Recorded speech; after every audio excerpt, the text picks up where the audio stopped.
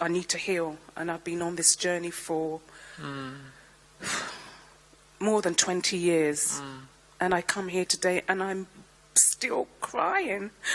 Yeah. It still hurts. I mean, it's okay. Yeah. I mean, it's okay. Yeah. I still feel it here. So, yeah. So, this word, still. Still. This is a huge thing. This is a huge one. Still. This is always the voice of the mind. Why? After all these years, after all the healing, after all the courses, after all the retreats, after all the book, after all the evolution, why am I still feeling this? That's one of the big stories of the mind. One of the voices is, after all these years, after all I've done, after all my insight and my clarity and my healing, why am I still feeling this sadness? Why am I still feeling this burning? Why still? So this word "still" is very interesting. Still, because it implies, doesn't it? It's almost like there was the expectation. It contains there's this expectation that this by now. That's another way of saying it, by now. By now, this should be gone. By now, I shouldn't be feeling this. By now. By now. There is no such thing as by now. By now is the big lie. By now is the great dishonoring of your experience. By now. Still. By now. It's like, I see this so often. I've seen this so often in myself and in people that I meet and work with. It's yeah, like I should be. This should be gone by now. I should be healed from this. I should be over this by now. I should be over this by now. It's so violent. We're so violent to ourselves. You know, it's so cruel to us. It's so unkind to ourselves, really, to think that we should. Look, it's like there's a knock on your door, your front door, and you open the door, and a child walks in,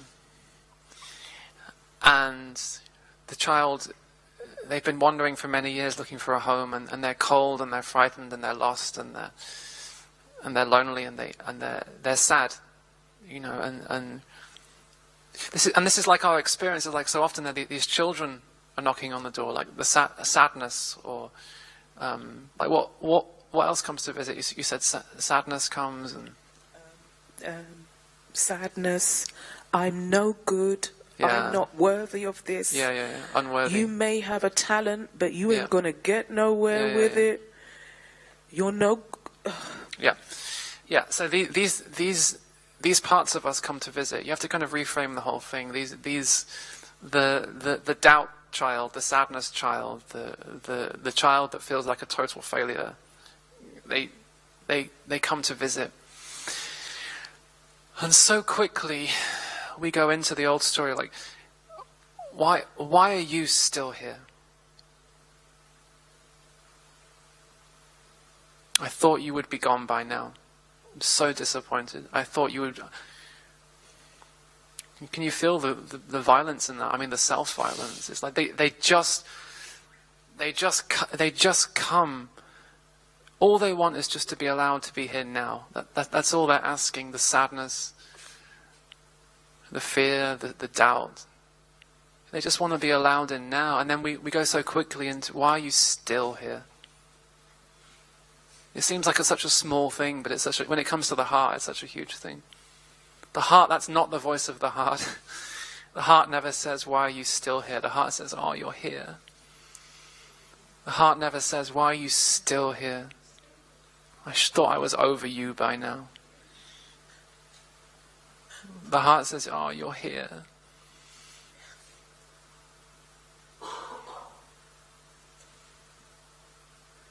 There's no still. There's no by now. There's only here. There's only now. You were never meant to be free from these things. Were you here yesterday?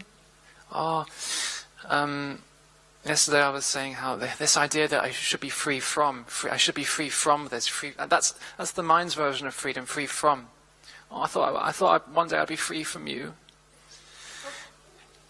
And in a way, these are all your children. The rage as much as the sorrow, as much as the doubt, as much as the joy. They're all your children, you know, and they come to you. They come to you, not to punish you, not to show you how much you failed, but because you are their home. So quickly we ask, we go, so because sadness is here, I must be doing something wrong. I must be so far from healing. How do I get from here to healing?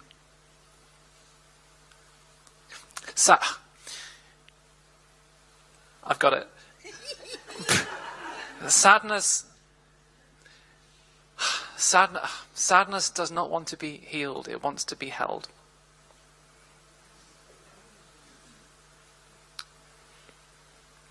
Sadness does not want to be healed, it wants to be held.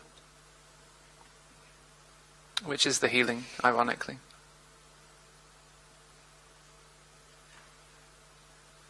It wants to be, the word heal and the word whole are from the same root. It wants to be included in the wholeness. It wants to be part of the whole. No. For you, that just a moment finally of, instead of trying to heal, give up trying to heal, really, in that sense. So I shouldn't bother trying to sing in tune anymore. Just give it up.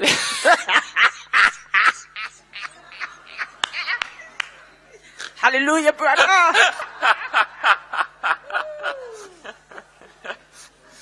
No, but seriously though, so this is just going to be an ongoing process. Yeah. It's never going to stop. And in the end, it's not even really a process. Like you are present. Your presence itself. You are that home. You are home. You are home. And all these children come to visit you. Sadness will come to visit, and she'll come and she'll leave and she'll come back. And that never has to stop. If your heart is open, why does that ever have to stop?